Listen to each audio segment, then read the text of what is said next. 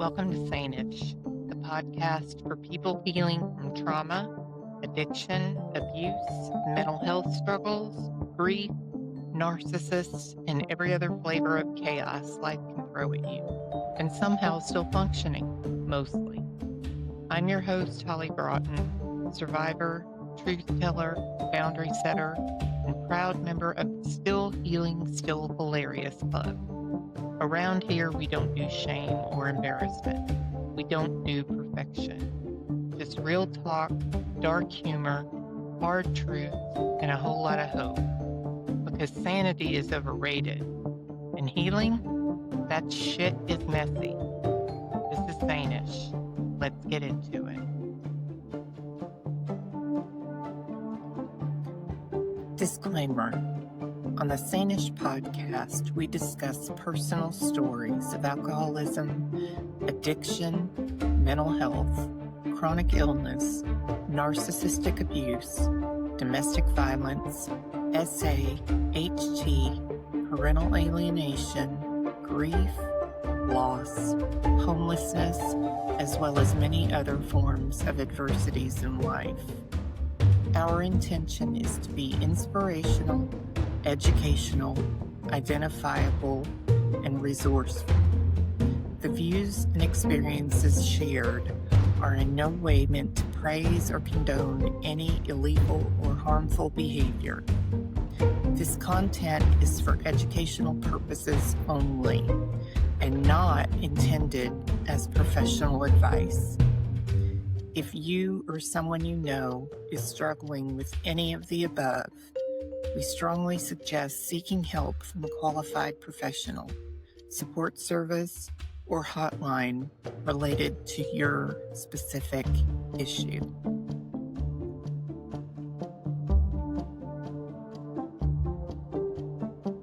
Hey, everybody. Welcome back to the Sane-ish podcast. And I am here with my friend, Natalie Forchuk. We are doing our Parental Alienation series, and we are back on track. She and I have been a little out of sorts lately, to say the least. I have been a little under the weather lately. With parental alienation, sometimes it never ends. Actually, it never ends. So Natalie's been dealing with some of that, and also being under the weather herself. So, yep. So anyway, we are back on track. So welcome, Natalie. Thanks for getting back on track with me. Thank you for holding the space for us both to try and get through this very illness that we have. And it's been a doozy. It has been a doozy. I'm glad to be here and sitting upright and having a voice, because that was gone for a while too. So yeah, me too. And happy Canadian Thanksgiving. I hope you had a wonderful Canadian Thanksgiving. We did. It was beautiful weather and just kept it low key. Made some of the sides that I love, but didn't make a turkey, and I was okay with that because I'm all about the sides. I'm all about the thing and the pierogies and the mashed potatoes and the gravy. I was happy. Yep, me too. I'm fine with that myself. And it sounds good. Sounds like you had a great one. We did. Good deal. Well, today we are going to talk about third parties inserting themselves in the family unit. We're also going to talk about narcissists, and probably as we're talking about narcissists and their traits, it will probably help people identify red flags with narcissists. And in addition to that, we will talk about the effects that when children are ripped away from their parent, the targeted parent, and the effect that it has on the targeted parent as well as the child, or whatever family member that child has bonded with. It could be a grandparent. It could be a grandparent. It could be father, mother, uncle, aunt. I mean, there's there's family members several different types of family members that are involved. So when we go over that, this specific research that I've done is specifically about mothers, but you don't have to specifically look at it as mothers. You can, insert fathers, grandparents, Absolutely. whoever, yeah, Yeah. into that. Yeah. Okay, so let's start with third parties inserting themselves into the family unit.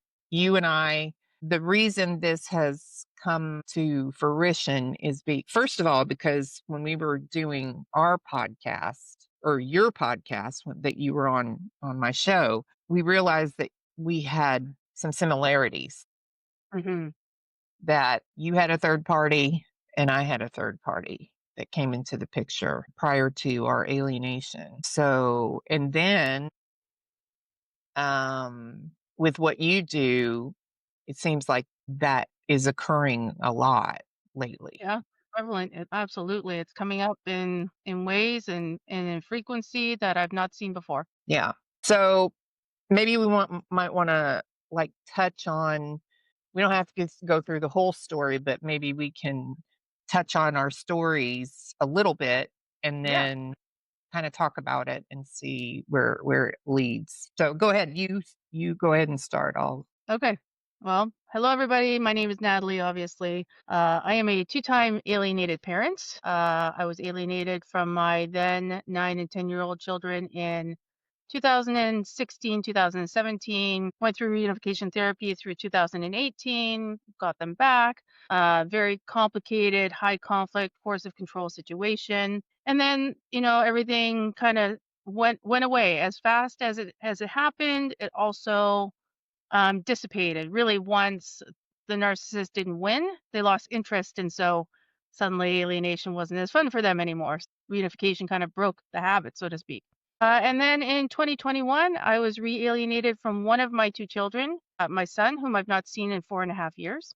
So that's the very, very broad strokes of my alienations. People always want to know, well, did you experience alienation? What was it like? And I won't get into all of it here because there's other podcasts are there one that you can listen to the whole story. What I will say that in line with what we're talking about today about this third party, well, I'll almost call it a third party phenomenon. In my case, there was a third party that when I really look at the situation and reflect, they had just as much impact and influence, possibly even more than my not yet ex-husband at the time. And it's something, Holly mentioned what I do. I run the Uncaged Parent. I am a parent coach in communication and surviving parental alienation, staying alive and healthy, and navigating the complexities of high conflict custody, high conflict divorce, parental alienation, coercive control, narcissistic abuse. All those fun things are all things that I help parents with. And this is something that I'm seeing really in an alarming rate now, where originally when I tell my story and tell about this third party, the people be like, "Oh wow, really?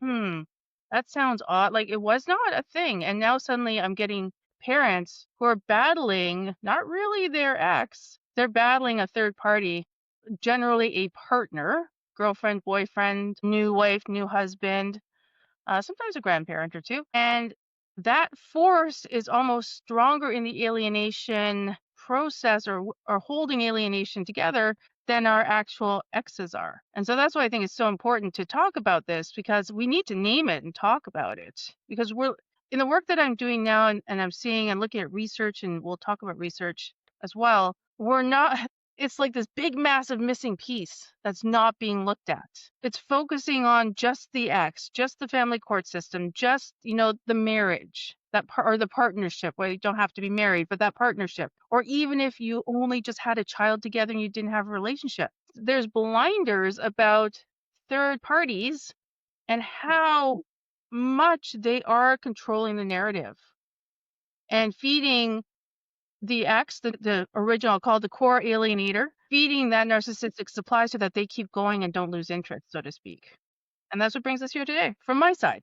Yeah. And in your case, it was a little different just because, and I'm not laughing.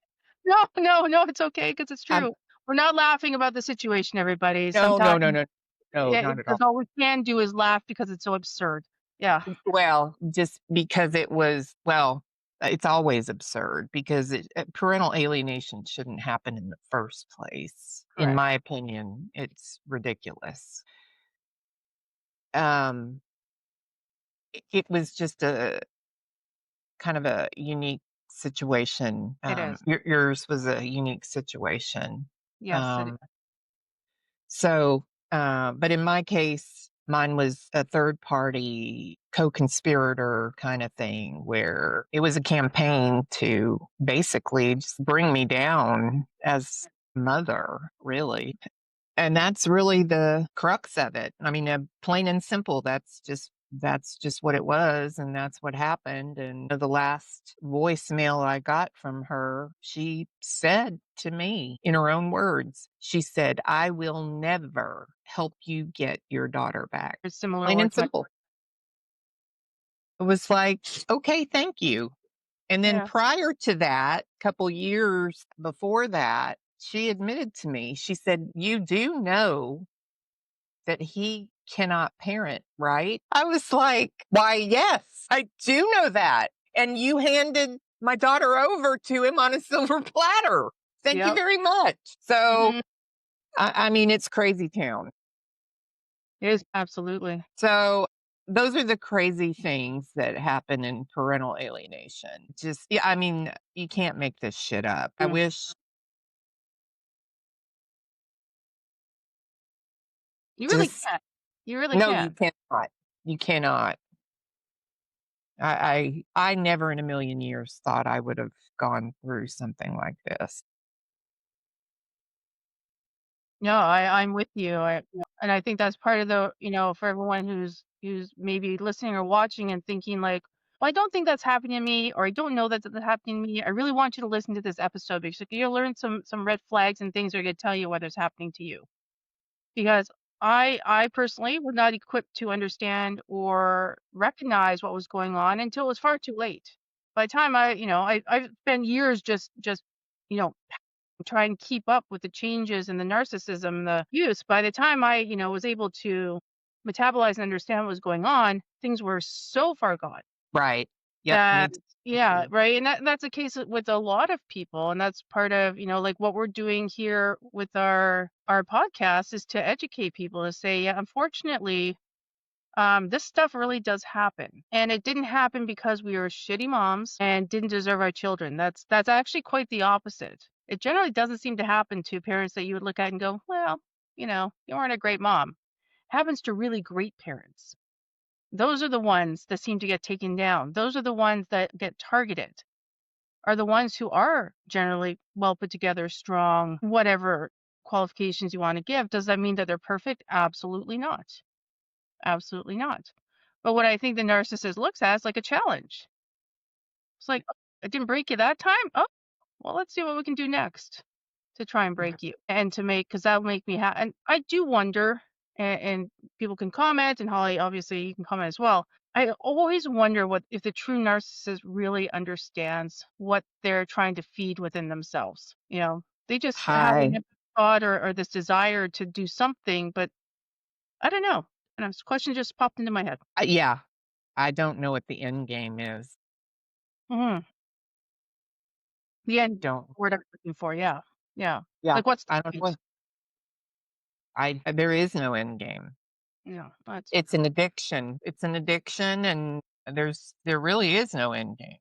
yeah, Because as that. far as I can see, because they're never going to be happy. I do know that mine gets pleasure out of the torture that he continues to place on me. The fact that he can continue to punish me, the dangling carrot, Mhm. that he gets pleasure out of that, Maybe. showing me that he has whatever control.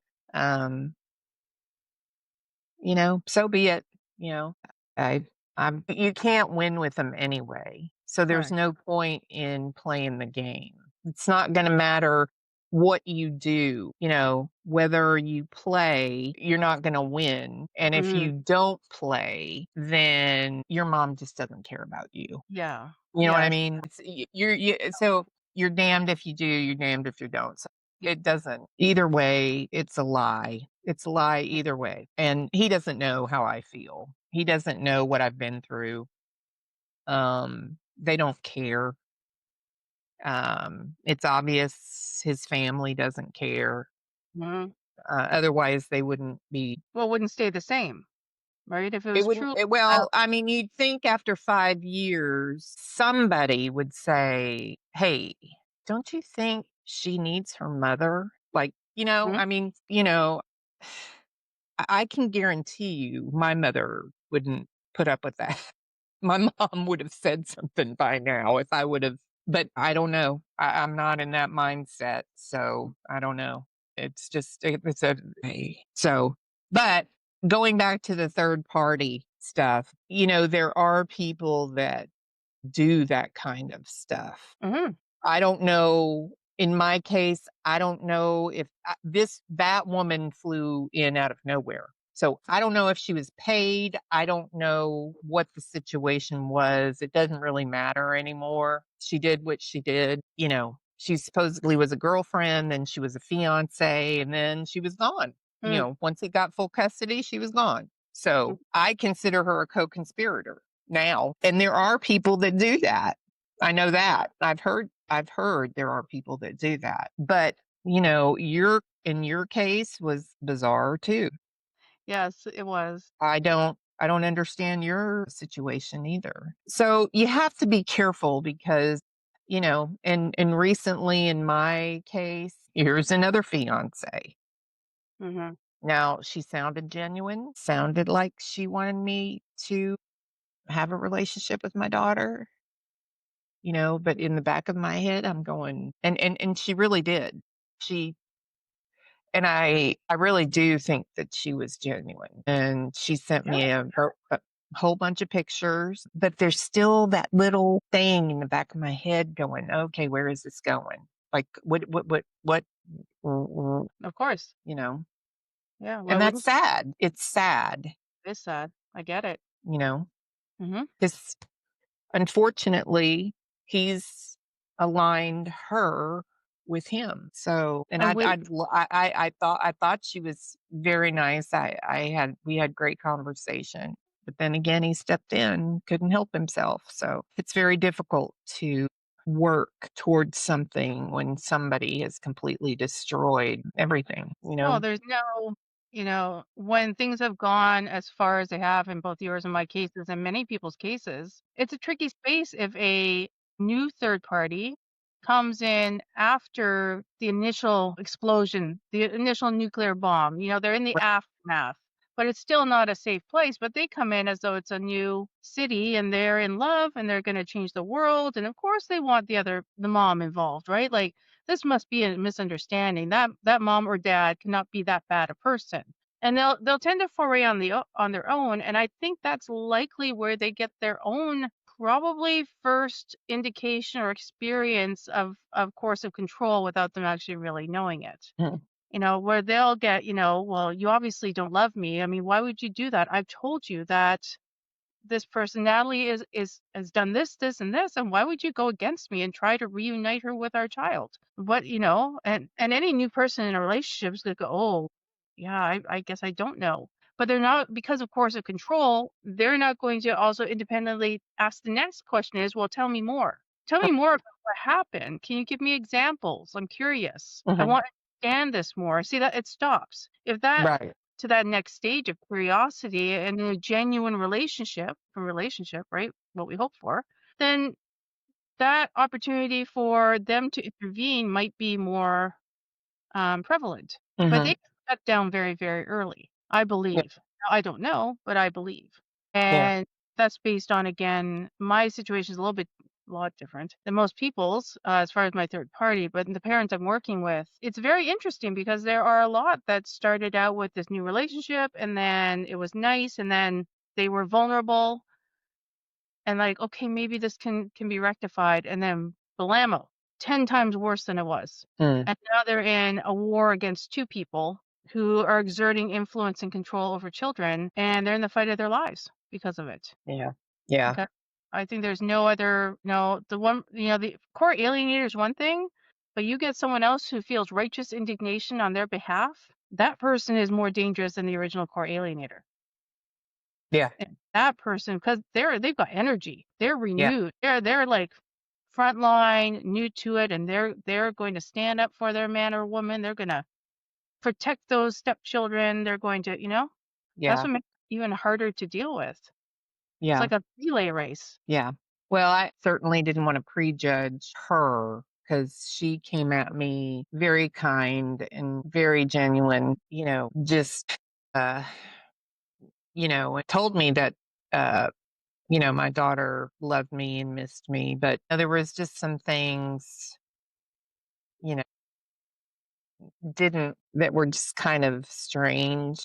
Like, Hmm. oh, he's a great dad. He bought, we gave her a blanket last Christmas with yours and her picture on it. And she's got an album that has just pictures of you and her in it.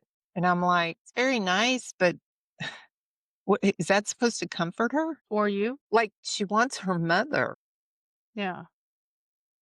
I mean, I appreciate that, but I mean, y'all are missing the point. Well, it also if it is true, if any of that is true, and we're going to err on the side of this person seemed genuine, so we'll take it at face value, Yeah. right? Let's think about what message that's reinforcing. And I've heard this actually before. I've heard this, from a third party to an alienated targeted parent. Well, we talk about you all the time, and there's photos in so and so's room.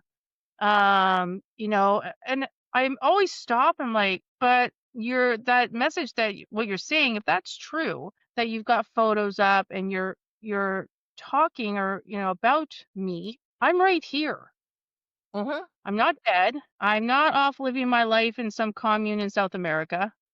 I am literally right here at the same phone number, email address, and you know where I live. So that's where I always go like, and these third parties will be like, I'm doing such a good job because this is what I'm doing for you. Well, no, all you're doing is reinforcing the fact that I'm not there. So how do you explain that you can talk about me, have pictures of me around, a blanket, mementos, but you won't promote a relationship with my child? You won't even attempt something. It doesn't make sense. There's a No. cognitive dissonance to that where I don't and we can't quite get past it. Like, I don't understand it. Like, that's great, fabulous. Put her on the phone, right? Like, Right. I'm shortening that conversation, but really, like, what's the holdup? What's the canyon here that we need to cross? But there's never an offer of building a bridge. It's Right. still always arm's length with a third party. That's what I find. And that it can be maddening because a third party can give somebody hope where they've not had hope for quite a long time. Right. And that third party can really exert a lot of control and a real crash for an alienated parent. Not to Yeah. mention, we won't get into today, but not to mention the impacts on a court case. Hmm. That's another podcast for another day. But they are the unidentified, or we don't talk about them enough, really loaded torpedoes in our alienation world as targeted parent. Yep. Yeah. So how many, just out of curiosity, I don't want you to give names or anything, but Right. with your client, how many recently have come to you with third parties? I know you said there were quite a few. Yeah. With the Like, exception of two, all of them have third parties. Yeah, all of them. And it makes the whole process and all the work that we do just that much more complicated. And these are clients I'm talking about that I work with one-on-one every day, every week, every month. I do have other parents in my support group and other kind of tangential support areas that are more one-to-one conversations, like about them being the targeted parent and about how that makes them feel and them surviving that versus the circumstances of working their case, so to speak. mm, So the people I'm talking about are more my intense clients where we're doing a lot of work around a case, reclaiming them as parents, also helping them survive all of this. And it has all been except for two. And I won't give the whole number, but I can tell you it's a double digit number for all these people I'm talking about, Hmm. the third parties. And Wow. it's wild. I have the privilege of seeing communications and being involved like in strategy, and it blows my mind. It blows my mind Mm. what these third parties are doing. They Yeah. go in with the righteous indignation. They're pitchfork and torch, and they're ready to take on the world with something they don't understand. And they're not Yeah. willing to recognize what it even is. And I believe that's because if they really did that, they would have to look at themselves, the relationship they've gotten themselves in, and go, wow. Because usually by the time they pop up with in the alienation as a third party, they're really enmeshed with the core alienator. Hmm. So when we talk about enmeshment, we talk about it like in the definition. I don't have it here right now on my other screen, but it really means they're in alignment, they're lockstep. They already have drunk the Kool-Aid, they're already comfortable. They've been fed data that is subtly, not overtly, and they will come to the alienated target parent as though they are the benefactor and they're the peacemaker and they're the this and the that, yet they're talking about stuff they don't understand and doing harm, far more harm than they can possibly imagine. And then when you express that, that's when they will lock down and go, see, so and so is right. You are a bitch. You are a horrible mother. You don't deserve your children. You know, I don't know what we would call a man, but like, doesn't have to be just about women. Just I speak that way Yeah. because I'm one. It just comes out natural. But this is towards dads too. You're a horrible dad. You don't show up. You're deadbeat. Whatever it'll turn like that. And then the fight is really on. If you're in a case, right? In your case, like with you, Holly, you had to make, if I remember correctly, make a choice around that about how you're going to continue to engage with that or not. Yeah. Well, I mean, it's not worth it to me to, he's, he has twisted things up so badly and caused so much damage and so much mistrust that it's just, and he's almost, last time we talked about shrapnel, it's not worth it to me. And not only that, I think about my daughter first, and I am not willing to use my daughter as a pawn. I'm with you. I think about my daughter's mental health first. And so I am not here to play games with my daughter or her mental health. And I am not here for the dangling carrot to say, look what I've got and play with her mental health like that. If he's that hard up to to torture me, then okay. I don't want to. I would rather go through that and have her be, you know, okay where she's at than go through some sort of put her in some sort of adult situation and all that mess and then re-traumatize her. I don't want to do that to her. you know it's not worth it to me. I don't want to do that. I say I leave it up to her to for her to find her own truth and reconcile whatever they're telling her, because I know that she knows the truth and I know the truth. And, the truth is the truth is the truth. Hmm. And it always shows up. So, you know, uh, I do. I can speak to that myself. yep. Uh, that's just what I have to trust in. And I know that when we had joint custody that she never had any of the issues that she has now. Um, so, the proof is in the pudding. So, Hmm. I just find it very interesting that I'm the villain, but yet she has all these issues now, and I'm not in the picture. I don't know. Go figure. So, I don't know. I know that you're still dealing too with some remnants. I know, it's to you if, you don't have to talk about them, but I know that, for a lot of parents, when they do get their children back, they're still dealing with remnants of parental alienation. Yeah.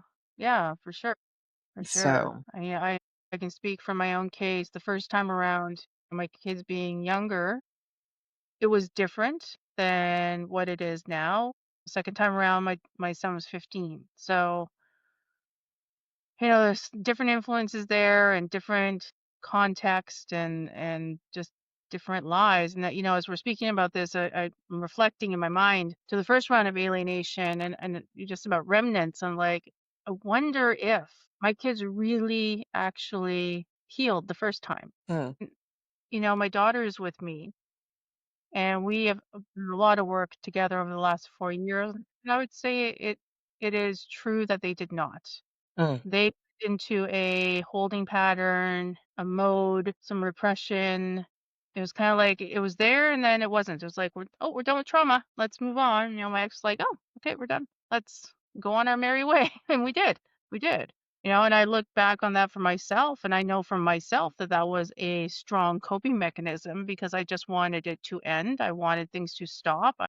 Didn't want to be in court anymore or reunification therapy, or I wanted stuff for my kids. And when he said, okay, stop, I was like, yay, tell me how much higher to jump. And even I just talking about it, I'm like, oh wow, I fell right into that, didn't I? Huh. Interesting. Interesting. That just mm, in that, and that's the first time I've had that realization, just talking out loud, that the alienation technically didn't really stop. It just went dormant for a while yeah, until the opportunity came up for it to happen again. yeah, And this time, my son was older, and my daughter saw through it, and my son did not. And, there's a third party involved in that strongly contributed to that. Different third party than the other one, by the way, everybody, yeah. just for fun. It wasn't all the same person. And I know that that person has perpetuated the alienation um, this entire time. And it's been 4.5 years since The new third. the new third party, who's not so new. That third party came into play probably right around when we were done reunification therapy. So I want to say 2018. And shortly after, wow, a lot of, it's like a good therapy session. A lot of little bells going off in my head to connect some things. Really are. She came in right around that time, actually, is when we finished reunification therapy. And as a family said, we're done. We don't want to do this anymore. We all kind of just stuck our heads in the sand and moved on. And I remember having a conversation with her not long after that, probably before COVID, so 2019. And I pulled her aside. And I remember being so like I was shaking and nervous and freaking out, like I can't do this. And I pulled her aside and said, look, I want to ensure, I said, I've been through parental alienation with these two kids, and I want to ensure it's never going to happen again. And she assured me it would not. Just saying that, I look back, I'm like, what a fool was I? I let down Mm, my guard for a little bit.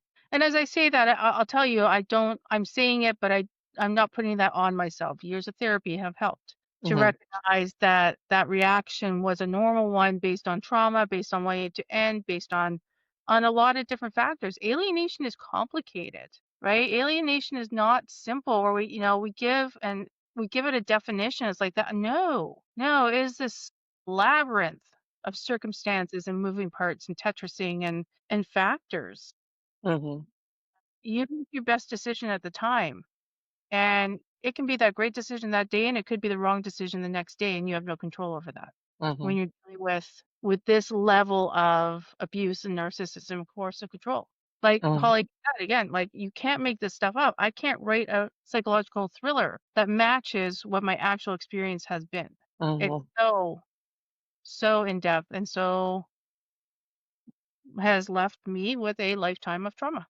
And that's something that I carry in my backpack of trauma full of rocks that I will carry with me for the rest of my life. Yep, Yeah. me too.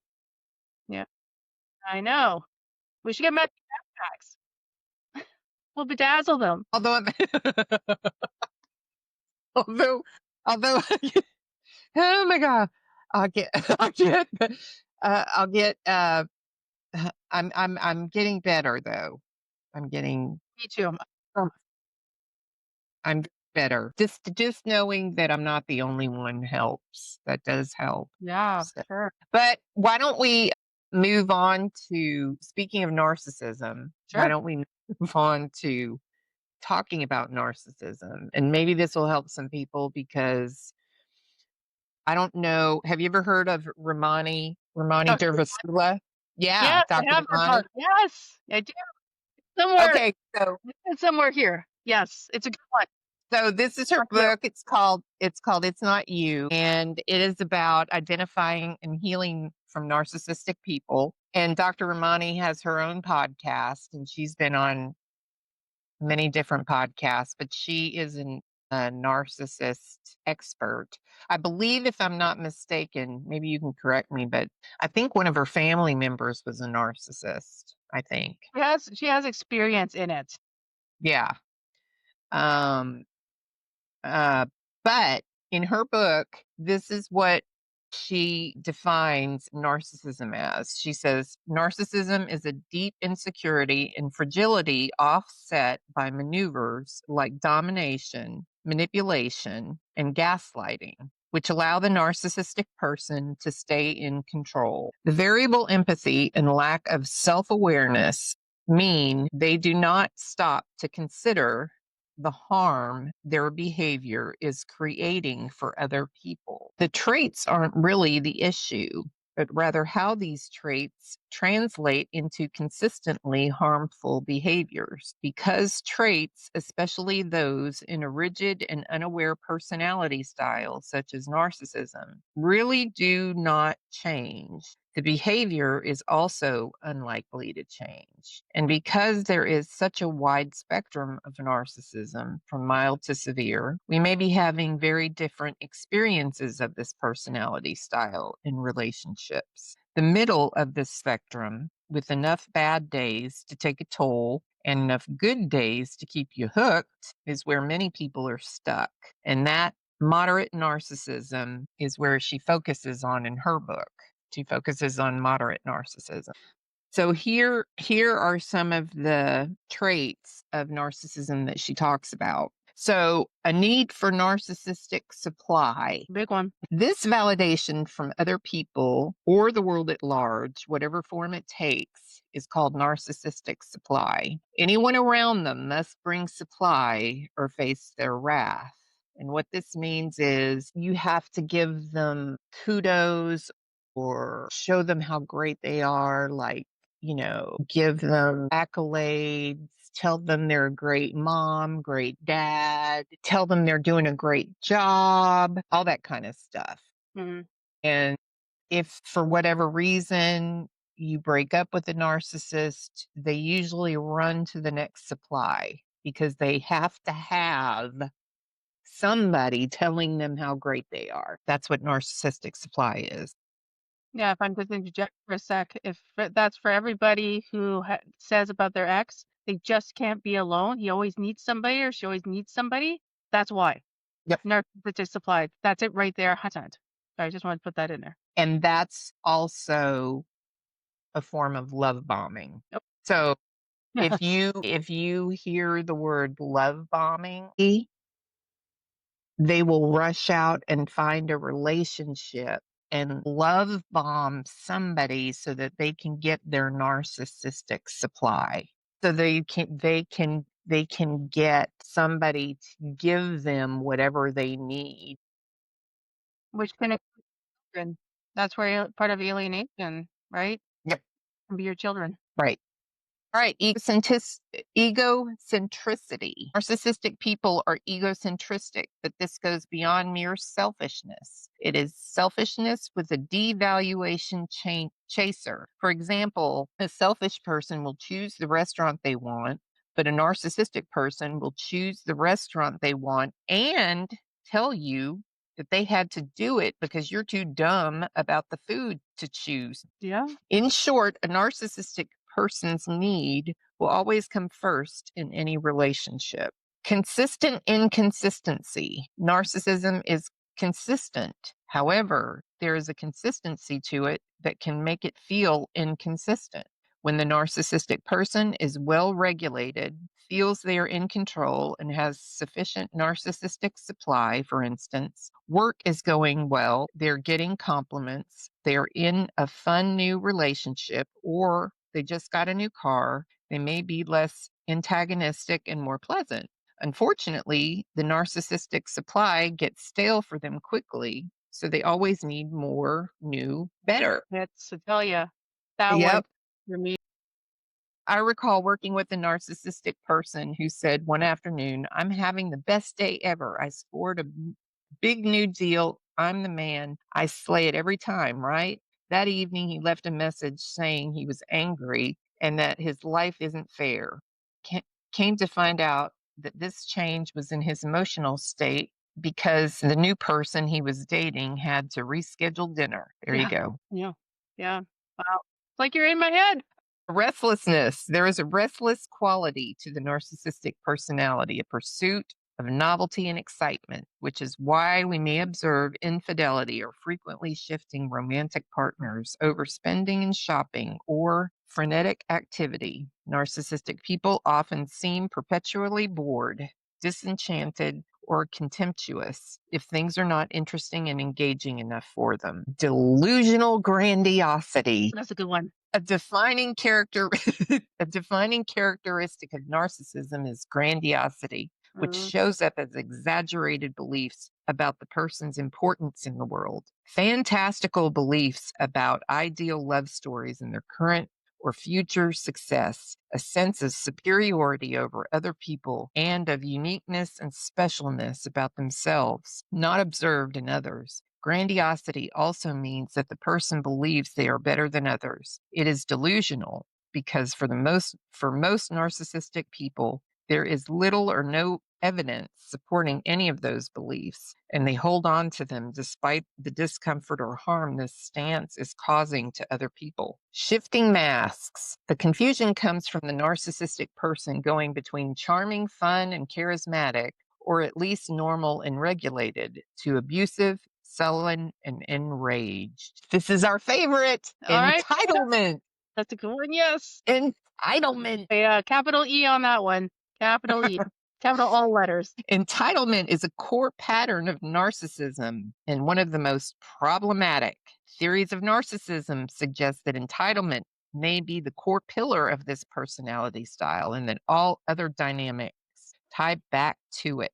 Narcissistic people believe that they are special, must be given special treatment, can only be truly understood by other special people, and that the rules should not apply to them. Well, there you go with that one. Overcompensating for insecurity. Well, this takes us to the bedrock of narcissism, which is insecurity. Narcissism is not about high self-esteem or low self-esteem as much as it is about inaccurate, inflated, and variable self-appraisal. The narcissistic person always harbors a lurking sense of inadequacy that is close to the bone, since they are unable to reflect on what they sound like or how their behavior impacts others. Being thin-skinned, narcissistic folks can dish it out, but they cannot take it. Inability to self-regulate. Narcissistic people cannot manage their emotions. They don't know how to express them because that would be too shameful and vulnerable, and so they cannot regulate them. Need for dominance. Narcissistic folks are motivated by dominance, status, control, power, and the desire to be special. Affiliation, intimacy, and closeness are not motivating for them. Lack of empathy. It's not accurate. Did you want to interject there? No. Again, it's, this is, for anybody out there, well, I guess, yes, I will interject now that you asked me to. Okay. Once I've never given up an opportunity to come on, you know me.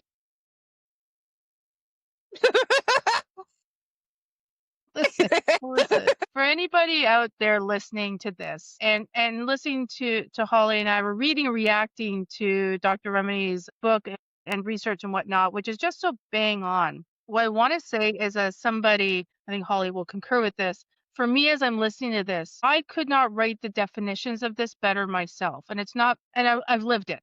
I live it.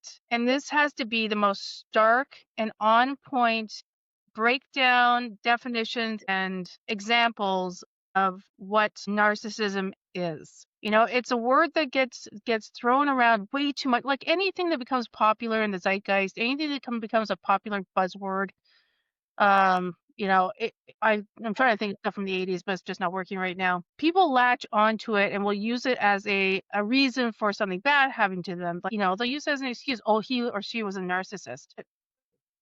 They probably really aren't experiencing narcissism, because all of these definitions, by the way, it's not a checklist or a pick list that maybe one or two. All of these things happen with a true narcissist.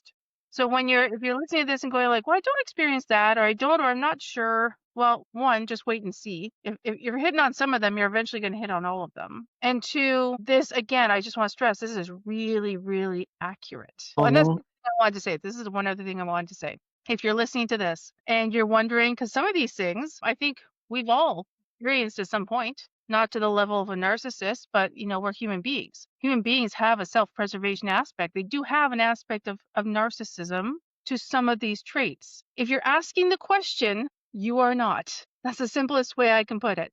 If you identify with a couple of them, just give it context and journal it out and like, well, why did I feel that way and what was I looking at? Oh no, that's not. I'm not a narcissist. I'm a human being. It takes all of these things, or the majority of these things, to define a narcissist. And like, again, just one more time for the people in the back, if you're asking the question, you are not a true narcissist with what we're talking about today, just to reassure you. Because most of my parents, actually, we talk about this. Like, am I the problem? Am I the narcissist? Am I doing this? I feel this way. No. That's your reactions to a narcissist and your survival skills. You're not a narcissist. Okay, and back to you. That's like, so I just took that over again. Well, you bring up a good point, because narcissists are very good at gaslighting, and they will gaslight you to make you think you're the narcissist. Yeah, 100%. Well said. So that is the definition of gaslighting. So yes, I actually been gaslit into thinking myself, am I the narcissist? Yeah. Yeah, because I was gaslit so bad. Yeah.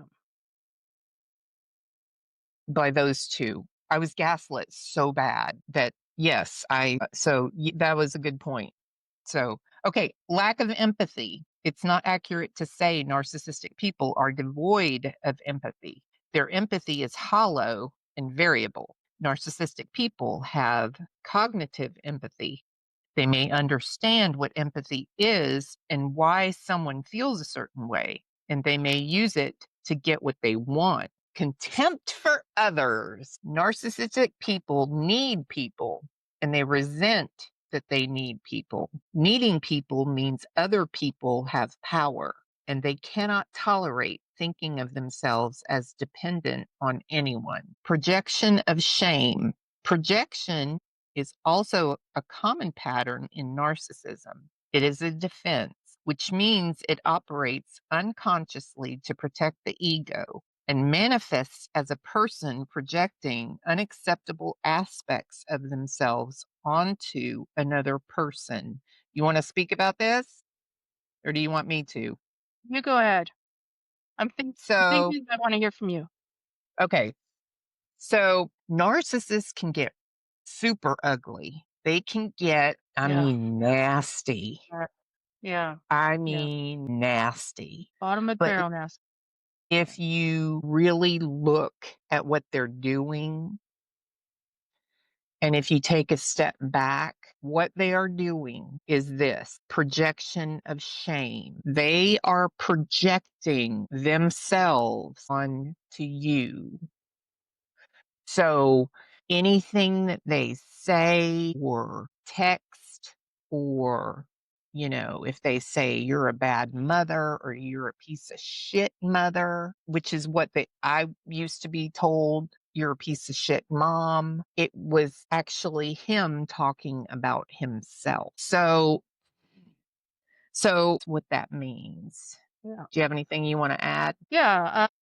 I'll say, like, this concept of the projection and taking it on, I didn't really understand what that was doing to me until I was in therapy. And I'd bring some things up, and my therapist would be like, well, but let's get to the root cause of that.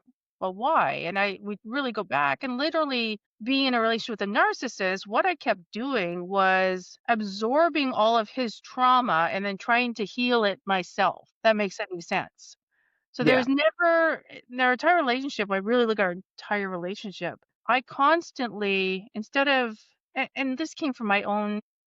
I want to clarify this. When I say instead of, it's not like I knew how to do better at the time, for one. I also had my own personality and trauma that contributed to this too, as we all do. We all have our own stories before we go into a relationship.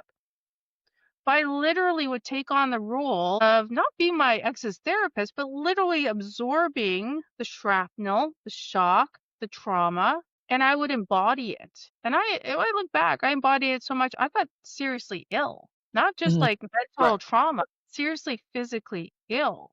Right. He would constantly, I would be down here just trying to unpack that trauma and like, how do I fix it? How do I support him through it? When he was somebody who had no interest in supporting himself through it. But I didn't Mhm. see that because I was being a good girlfriend. I was being a good wife. I was being a good mother. Those were the times where I was a good mother. It wasn't that often, trust me.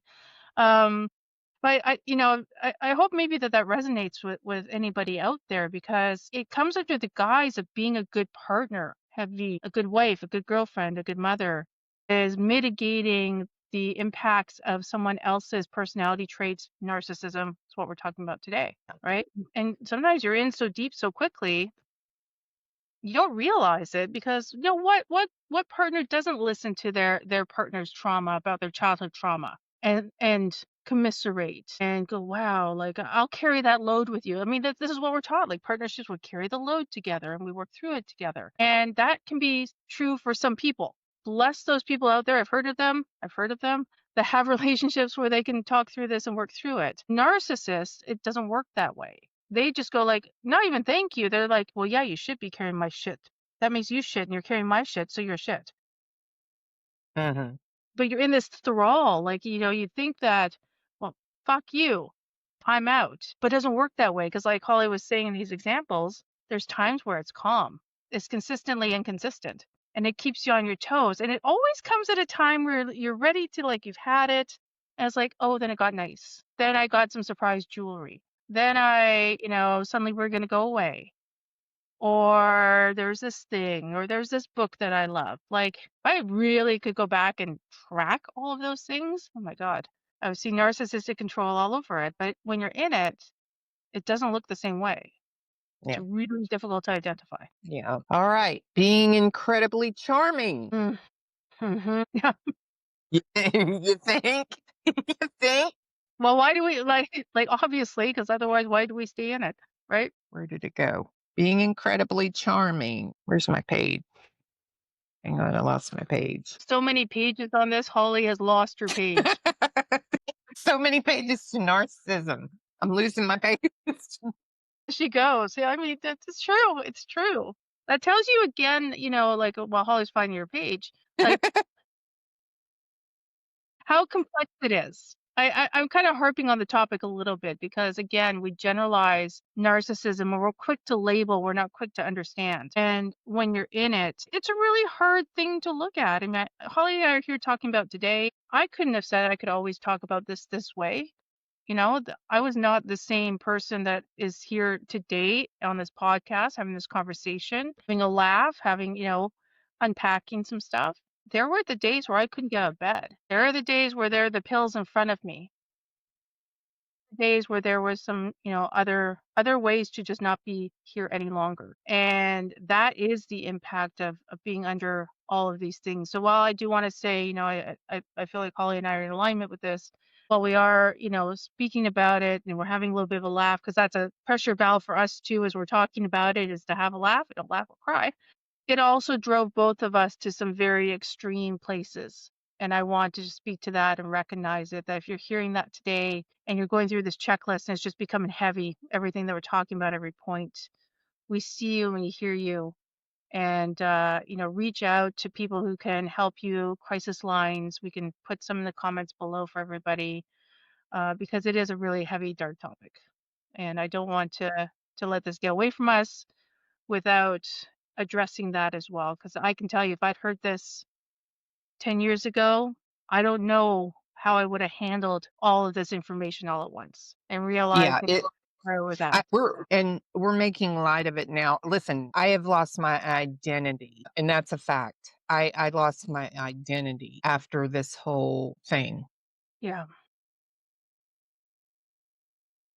after, losing my daughter, the narcissistic stuff, I almost lost my life because of all of the shenanigans and then my daughter and it's really not funny. I mean, it's funny just because it is like a pressure cooker thing.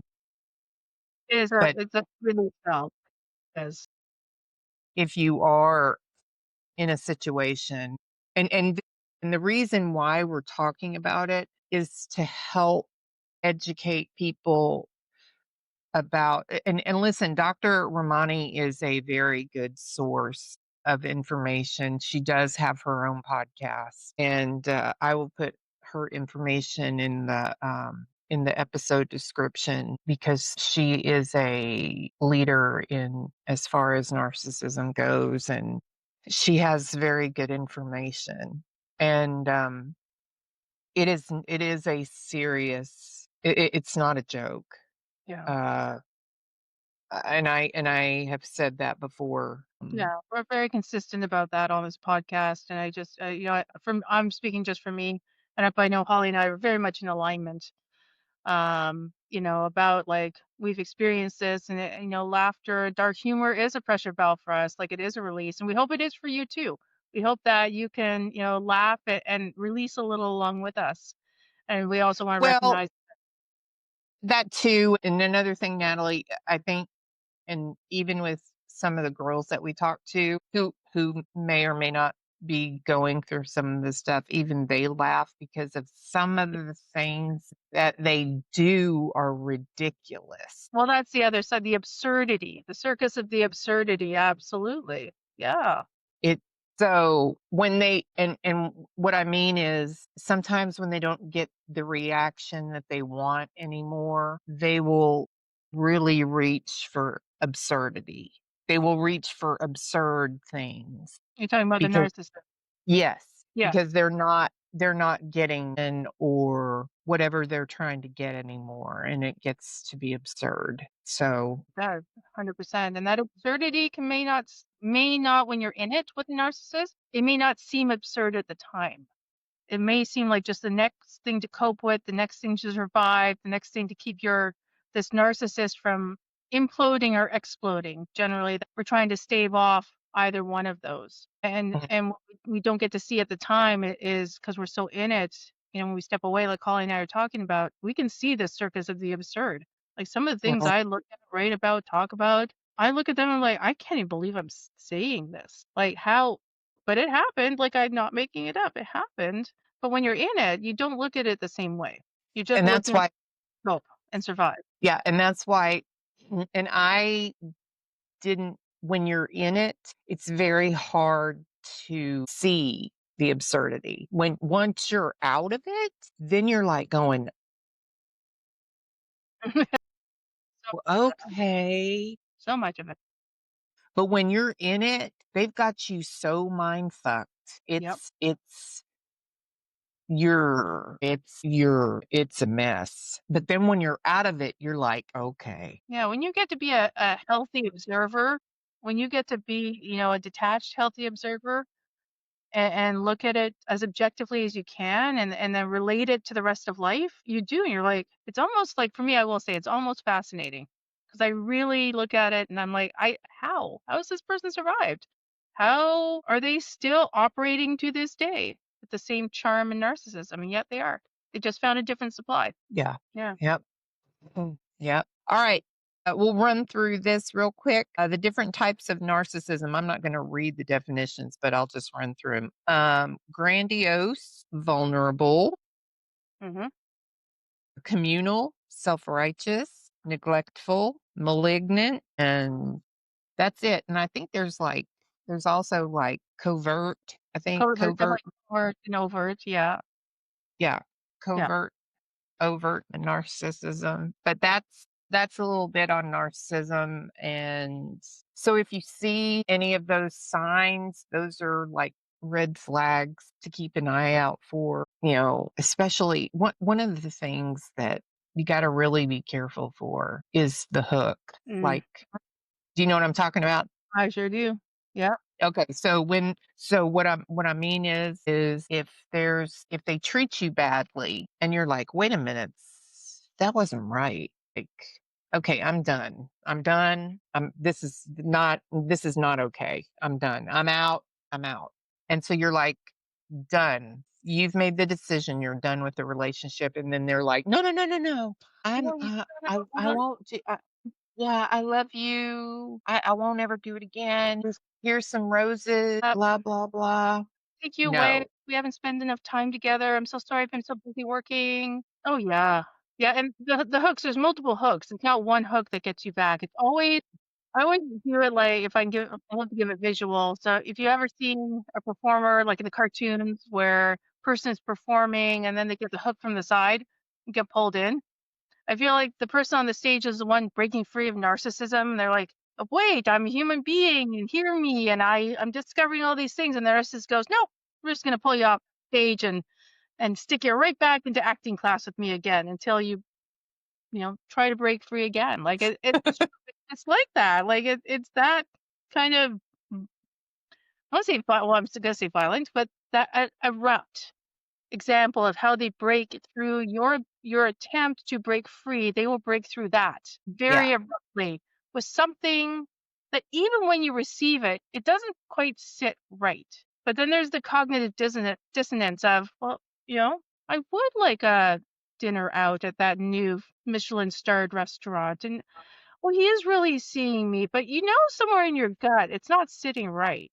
But your brain wants to protect you in the situation, so you end up going along with it rather than continuing to try and break free from it. And that's just part of being with a narcissist.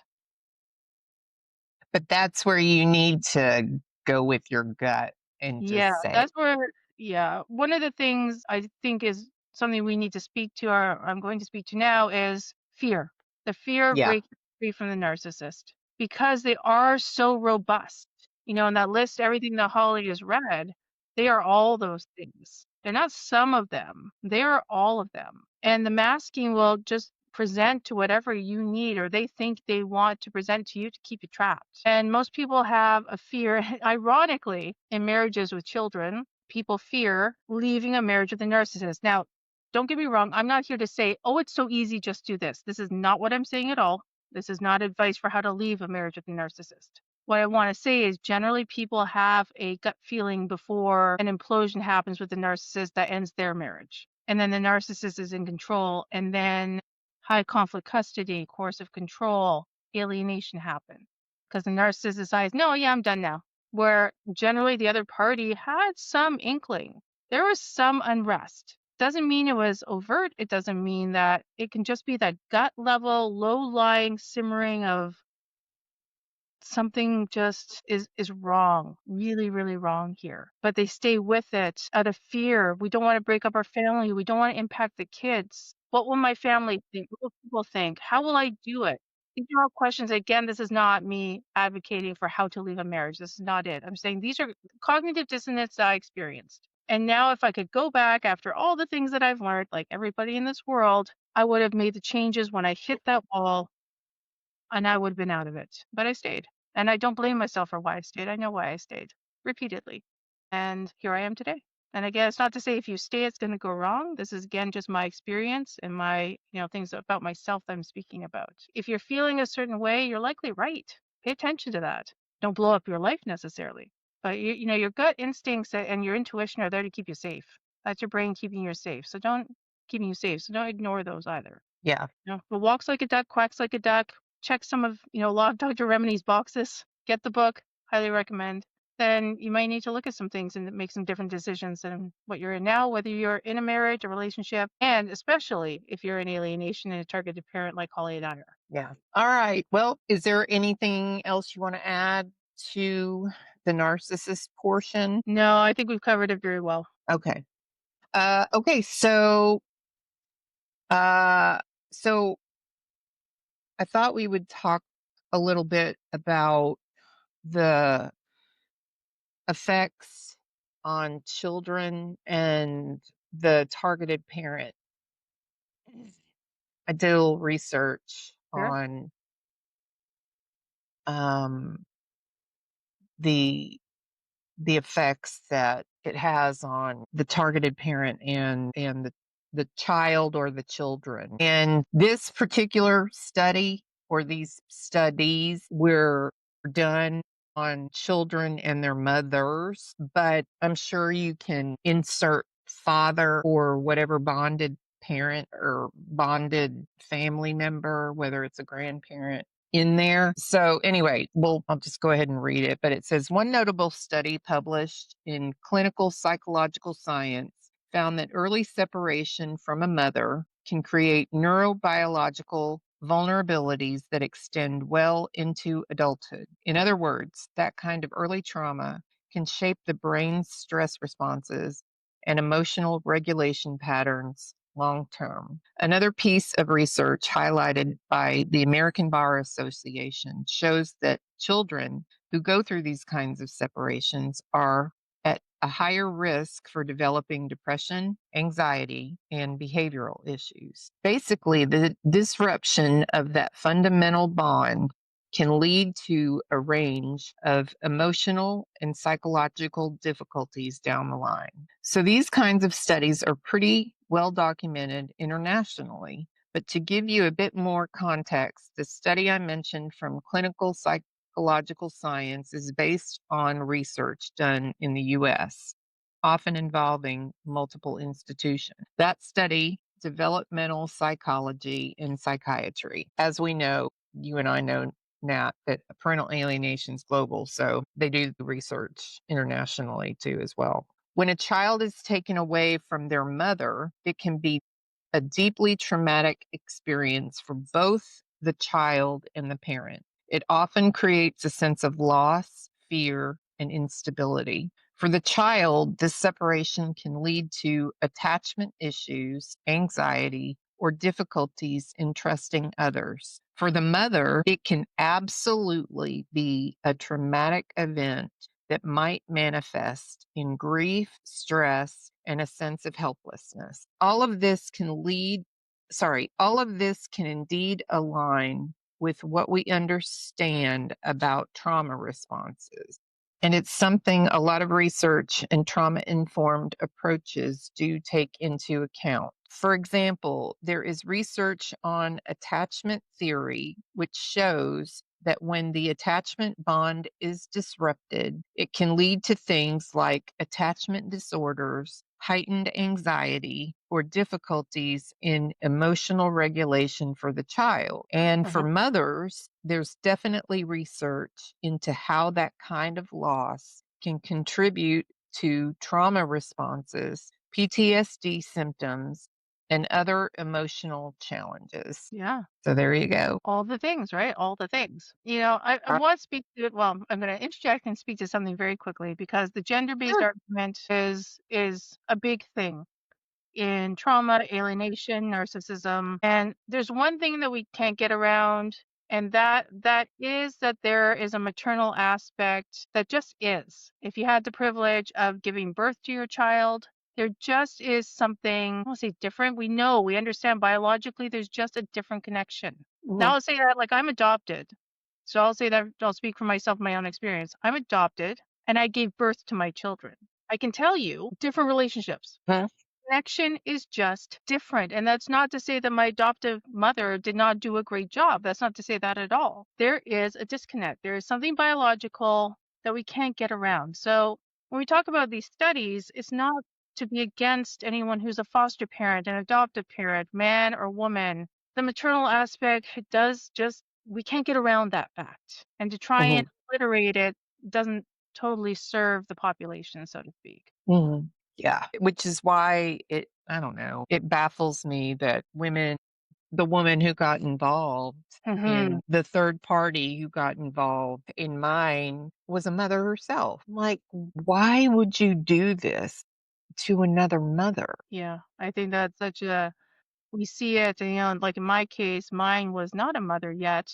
She was a caretaker of many children. I won't go into it beyond that, but very maternal, who went on to go after her own children and still perpetuate alienation.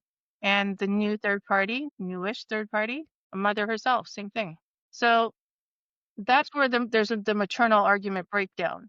If it's your own child, your maternal child, it's one thing, but there seems to be a difference between a third party maternal figure and the primary party maternal figure and how we handle things. And yeah, and then there's another aspect which is, I don't know, could call it taboo, but and she was a huge Christian too. Sure. And I'm like, this isn't Christian at all. No. What you're doing is not Christian at all, but okay. Yeah.